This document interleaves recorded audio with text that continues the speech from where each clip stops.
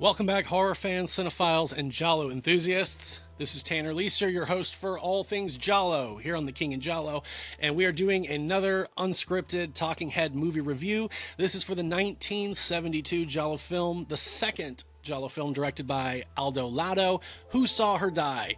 And I've got some thoughts here I'd like to share about the movie. I promise I will not take up too much of your time. I will be concise, and I won't go into spoilers. I will give my thoughts on elements of the movie that are more adhering to the spoilers in a separate video. I'll do it in the Jolly Tally when I finish covering the movie. So I have some notes on my phone that's help me kind of go through this. So, okay, first thing I want to say is I've owned this movie for over 10 years, give or take. I've had the DVD, which I believe was Blue Underground, but now I'm actually not too sure. It actually might not be. It might be Anchor Bay. It's okay. I guess it is Anchor Bay because Blue Underground doesn't seem to have it. I thought it was, but yeah. Anyways, I have the Blu-ray now from Arrow Video. I rewatched that very recently, and it was good. I haven't rewatched this movie in a hot minute, so it was good to revisit it. And so the first thing I'd like to say, and I don't know if this is a broken record in terms of other people have said this, but you kind of have to, well, you don't have to, but the similarities between this and the 1973 Nicholas Roeg film Don't Look Now, which some people will classify as a Giallo, some people will at least say it's Giallo adjacent. I sometimes include it in the conversation when talking about Giallo films, but in terms of asking me like, oh, is that a Giallo? You know, it's in the conversation. So I know some people will get pissed if you say it is, but it definitely operates a little bit like one. I'm not gonna go on to talk about that movie, but there are like a lot of things that happen in there that are reminiscent of the genre. But ultimately, it does kind of feel like it's its own. It's not quite in the genre, certainly adjacent. But anyways, talking about these two movies, comparing them, they are both set in Venice. They both deal with following a husband and wife who are struggling with the fallout of their daughter's death, how they navigate through that. Don't Look Now is way more focused on the dread, on the grief aspect. Who Saw Her Die is more focused on the investigation aspect, because in Who Saw Her Die, she is murdered. In Don't Look Now, she drowns due to negligence. But interestingly enough, and this does feed back into another topic I want to talk about with Who Saw Her Die, she is murdered partially out of negligence from the father. So I will say this, like, okay, to wrap up this aspect with comparing these two films, I personally, now I would probably say Don't Look Now is the better film. I enjoy Who Saw Her Die more personally, but that's just my taste.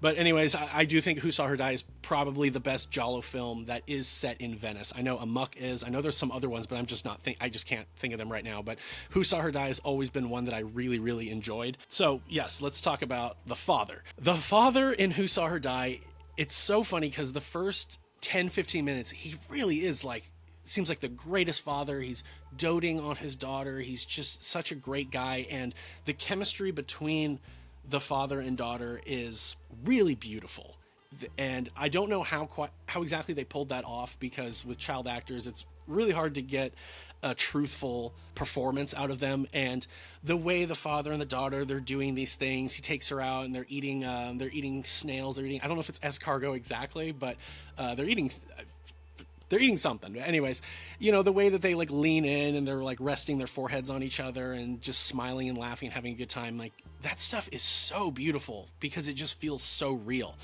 And yeah, the father really does feel like father of the year for the first 5 minutes, and then you start seeing how he neglects her.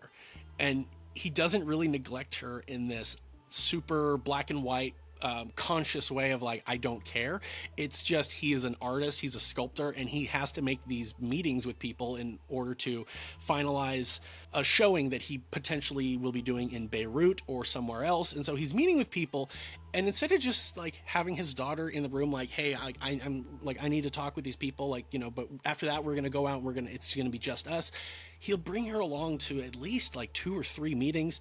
And sometimes he just leaves her to do her own thing and she's just wandering off. I've been with my dad on meetings like this before, and I was never just given free range to just wander all around. It was always like, stay in the same room type of thing, make sure I can see you. But this leads to her getting killed because they go by and there's a bunch of kids playing and she wants to play with the kids, and he sees the girl he's been hooking up with, and he decides, oh, this is a perfect time. She'll be busy, distracted. We can go off and have some fun. Goes off and has some fun, and sure enough, the kids all run away. The girl is left by herself, and she gets taken. While I'm on the subject of the little girl, I'll talk about her. Nicoletta Elmi is someone that when I first started watching Giallo films, she was someone that easily stood out to me in terms of actors that you see in all these movies. Like, oh, this person is in a lot of movies, this actor, whoever. Nicoletta Elmi was like easily stands out because she is the little redhead girl. And I think I must have seen her first in Deep Red. I've seen her in Who Saw Her Die. She's in Footprints on the Moon. She's in A Bay of Blood at the very end. I think that's actually about it. She's not in a whole lot of Giallo films, but her presence always is just memorable. It's just the little redhead girl. And her performance in this movie is really good. I've always seen the dub, and the dub kind of takes it down a little bit, but it's still good. Something else that this movie does very well is similar to 1973 Torso. There is a great job done in terms of red herrings, and I talked about this before. I will make a video going into further detail, but I have like my breakdown of different tiers of red herrings. A tier is the red herring that the movie is really going out of its way to focus on and make you think it's them, and 9 times out of 10 it's not that person. That was the diversion, that was the distraction. Sometimes it is that person. The B tier are the other characters that are there that are given plenty to make the audience be suspicious of them. And usually this is like done in almost like a British murder mystery where we're all in the same place, and who killed this person? Well, it could be any one of these people. A modern example would be Knives Out. Like every person is suspicious to some degree, and so it never really goes out of its way to really focus on a single person. And to me, those are always a little bit more fun because it's harder to really decide, okay, I think it's going to be this person and this is why. So the movie always gives you plenty to work with.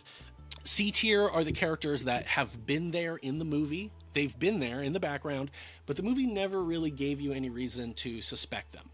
And if that person turns out to be the killer, the movie then has to either give you an explanation as to what their motive is, like in the moment before the reveal or after the reveal, like maybe after they're caught or they're killed, and it's the falling action of the movie, and they're explained like, this is why that person went insane. It's kind of cheap because it does feel like it was an afterthought, or it felt like that person was selected because the writers didn't want you to, correctly guess who it was going to be. And then D tier are the character who was never there, and then they're revealed at the very end. And the example I give is Friday the 13th. And you'd never see Pamela Voorhees, but when she is revealed to be the killer, and it's revealed that she is the mother of the little boy who was killed at the camp, and we've heard all about that throughout the movie, it actually makes perfect sense. But it does feel a little bit like, okay, well, how was I going to guess it was her? We never saw her. But anyways, that's my little ABCD. Like I said, I will make a video. I will go into more details. But what this movie does, what Who Saw Her Die, what it does very well is the first 10 minutes or so, maybe 15, maybe even 20 minutes, as the father and daughter are going around, all these people are seeing the girl, and to different degrees, some guys are also doting on her in ways that are a little odd, a little suspicious. It doesn't really go full on into the stranger danger territory. And in fact, one of the characters who is the journalist played by Piero Vida, there's a scene where he comes in to visit with the father, but he's in the shower, and so he's kind of hanging out with the little girl, Roberta, and she's going through a slideshow of pictures of her mother, and she's like, my mother was very beautiful. Am I beautiful too? And he's like, yes, you are. And it is a little creepy. And he's kind of like brushing her hair in ways where you're like, this is making me uncomfortable. But then when the dad walks in, he doesn't like pull away or get defensive. He's still doing, he's just like, wow, the resemblance to Elizabeth is uncanny. It's crazy. And so what I will say for that is the movie does a good job of making some characters, some men particularly, feel suspicious in terms of, dealing with the little girl. But at the same time, that still does feel like a real interaction. And it is an innocent interaction, but it just kind of borders on that. Like, okay, maybe don't touch her. But I think kudos to the movie. We have a priest character, and I myself have been trained through experience of watching these movies that anytime a priest character shows up, and it's not just in the background like, oh, a funeral scene and there's a priest there to officiate the funeral, I always am suspicious of the priest. Now, I'm not saying, whether you've seen this movie or not, that the priest is the killer, but anytime a priest does show up, I immediately think it's them. And again, this is one of those, like, maybe 4 out of 5 times it is them, and sometimes they give you, when it is a priest, I will say this, they usually are that C tier. They were there in the movie, but they never were given any reason to suspect it was them. And then by the end, it's like, oh, this is why. They actually blah, blah, blah, blah, blah. But it does happen a lot. It's not every single time, but like I said, anytime I see a priest in a Giallo, I can't help but think, okay, it's going to be them. I don't know how, but I'm just going to put my chips in that it's them. And then when it is revealed to be them, you're like, yeah, that's what I thought. I'll do a quick comparison with this and Aldo Lado's first Giallo film, Short Night of Glass Dolls. Oh my gosh. This is all I gotta say. I do love both of these movies. Short Night of Glass Dolls, however, I believe is a masterpiece. I believe it is a tour de force in terms of this being a debut film is just insane to me. I really think it's probably one of the top Giallo film debuts. That's another video I will do, top 5 or so Giallo film debuts, because it is honestly, it's incredible. It's so outside of the box. It is so unique. Again, it's another one of those films that some people will say it's not a Giallo film. In fact, Troy Howarth doesn't even include it in his book, and he even mentions I won't be talking about Short Night of Glass Dolls because I think it breaks the rules a little too much. I see where he's coming from, but I actually think it does adhere to the rules in terms of you can have weird stuff going on, but as long as what is happening is rooted in reality, rooted in real people, corruption, or whatever, it's still mostly a Giallo. Suspiria breaks the rules a little too much to really be considered in the conversation, although for all intents and purposes, Suspiria really does operate on a level of a Giallo. It just kind of goes off in a completely different direction. Going back, comparing the two, I have to say, I still think Short Night of Glass Dolls is one of the greatest Giallo films ever made. Who Saw Her Die, though, there's parts in that movie where I'm more invested, I will say. I really do enjoy certain parts of that movie. And I have to admit, a lot of why I enjoy Who Saw Her Die so much is because of the original soundtrack by Ennio Morricone. I do honestly believe that if the soundtrack was not as good, I wouldn't like the movie as much, because to be frank, the movie does drag in the middle. It really does. After the little girl dies, the parents get back together and they start looking into things. They start looking into the death that we see in the very beginning of the movie of another little redhead girl somewhere. I think it was in like the French Alps or something. After like the second or third person that they talk to, it does kind of start to drag a little bit. It doesn't break the movie, but it certainly kind of meanders, and not a whole lot new happens. Now, the movie does get back on track in the end, and it has a great ending, but it's certainly the second act of the movie is the weakest, I would say, and that is something that actually is very typical for a lot of films, is that the writer had a great idea, a great, opening, and they know how it's going to end, but just keeping the middle as engaging is always the biggest challenge with most stories, most films. Who Saw Her Die, it just doesn't feel quite as competent, as expertly done. There are a handful of stuff that happens in the movie that I'm like, okay, that looks like shit. When you see the little girl floating in the water, it's very clearly a mannequin dressed to look like her, and it looks terrible because it literally is just like, the arms are down and it is just kind of bobbing, whereas, a real body would probably actually have, the arms wouldn't just be like that unless they were bound somehow. So that looks bad, and it stands out because the movie looks so good. It's so well shot, the way it's framed, beautiful. That stuff stands out. At the very end, someone is on fire and falls off of a balcony, and you're watching it. And even though it is one of the better instances in Giallo films of a mannequin falling, it still looks pretty bad. There's just no way to do throwing a fake body off of a height and having it fall and hit the ground that doesn't look like crap. There's some that did it better, and there's others that are so obvious that it is a mannequin that it is just laughable. And that's why I have that cliche about bad effects, because I mean, it's a cliche to have someone fall to their death, and how else are you going to do it other than using a mannequin? Case of the Scorpion's Tail shoots it from a downward angle looking up, and it's an actor actually just jumping, and you don't see him land. Obviously he lands on a, air mattress or something. That looks the best, but we don't get to watch it fall and hit the ground. Bird of the Crystal Plumage does someone falling to their death, and the camera, it's a POV of the camera going down and then hitting the pavement, and they actually broke the camera in order to pull that shot off. It looks amazing because they didn't use a mannequin.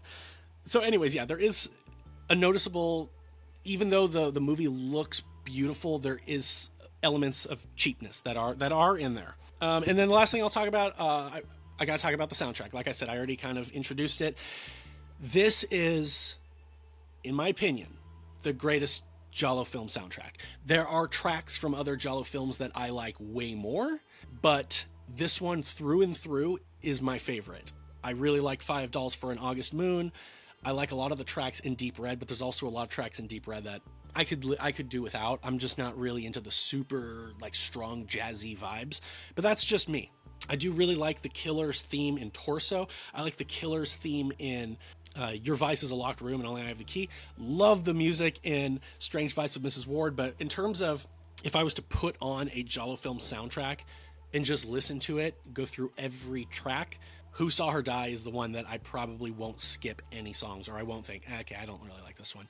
And yes, it is, they all are, for the most part, different manifestations of the theme, the children's nursery rhyme that plays actually in a scene.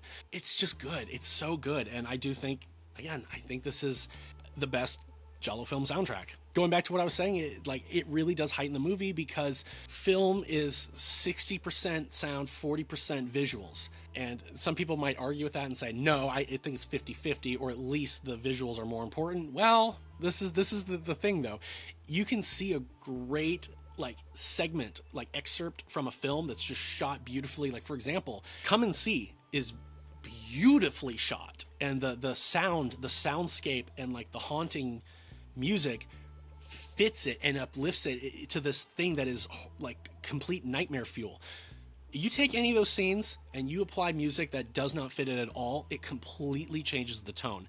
And that's the thing, is that the visuals and the sound have to be working in tandem to really create a mood, to get the audience to feel something, because that's really what cinema is doing, is evoking an emotion out of the audience. I mean, that's what art is doing in general. And so if you have these two elements that don't work together, it just doesn't hit the right way. And that is another thing I've pointed out with Giallo, is you'll have these horrific things happening, but the music will just be like Deep Red. There's terrible things happening, people are getting killed, and the music is just bow, bow. It's just jazzy, and it's just going. And I hate to use the word juxtaposition. I think the word is a little pretentious, but it definitely, and that's perhaps intentional. But I always think it's so odd, especially to do it in horror or do it in thrillers, because aren't we trying to evoke a certain mood here? And it feels sometimes that the music works against it. So I typically prefer Giallo films that have good music, but the music actually works with what's going on. And good examples of that would be the theme in Four Flies on Grey Velvet is so haunting, and it works with it. Like I said, the killer theme in Torso and Your Vice, Strange Vice of Mrs. Ward, the movies where the music is actually working with what you're watching, I always prefer it. But that's just me, and it's just my opinion. So I think I've hit on everything that I wanted to say for Who Saw Her Die. Thank you for watching it. Thank you for making it to the end. I'm really curious to hear your thoughts on this movie, because this is a more well-known movie. I think Aldo Lado doesn't get enough credit in the Giallo genre. He only made about 3 or 4 Giallo films, and I do think that the movies they start up here and they kind of start, I don't want to say they go down, but I don't think any of his Giallo films ever hit the prestige of Short Night of Glass Dolls. Who Saw Her Die is up there. Night Train Murders, I only saw it once, even though I own it. I've owned it again for like a decade. I need to rewatch it, but I just remembered watching it thinking, yeah, I don't know about this one. But anyways, yeah, let me know what your thoughts are for Who Saw Her Die, what your thoughts are for the soundtrack, or what other soundtracks you prefer. Yeah, let's just get some good conversations going. What is my prediction for the AZ score, the Jolly Tally? AZ, out of the 26, I'll say 16 out of 26, but I think I'm going too high. In terms of the final Jolly Tally score, I'll say 600 to 650, potentially 650 to 700. I know there are a lot of just inserts of flashbacks, and that's probably going to carry it a good amount, but I'll say 600 to 650, and like I said, 16 out of 26. I'm probably going too high on that one, but we'll see. Anyways, so yeah, this is Tanner Leeser for The King in Giallo, and if nothing else, I'll see you next time.